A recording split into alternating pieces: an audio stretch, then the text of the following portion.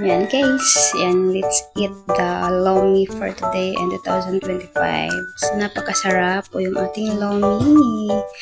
Yan po yung first na in-order ko rin po this 2025.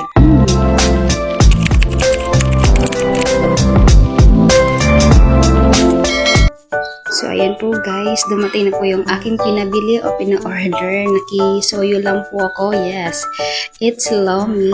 Ayan. Ano siya, itong lomi na po is, special ang tawag dyan nila dito sa Batangas. Kasi nga po pag lomi sa Batangas, talaga namang masarap daw. Pero hindi po talaga daw. Talagang masarap na masarap po talaga yung lomi nila guys. So, ayan, kakain po tayo.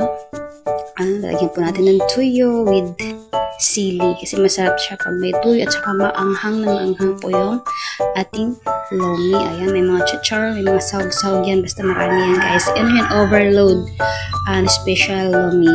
Yes. So lalagyan lang natin ng tuyo kasi mas masarap pag may ganyan. So, ayan, kakain na po tayo. Yan po yung order natin ngayon sa 2025.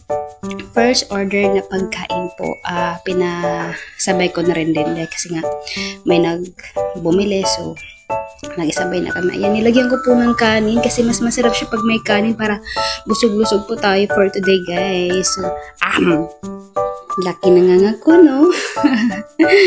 Kasi nga, matagal-tagal hindi ako nakakain. So guys, ini-enjoy ko yung pagkain. Ayan, may egg. Syempre, masarap yan guys. So ayan guys, thank you for watching guys. Dahil malaki na po yung aking subo for today's video.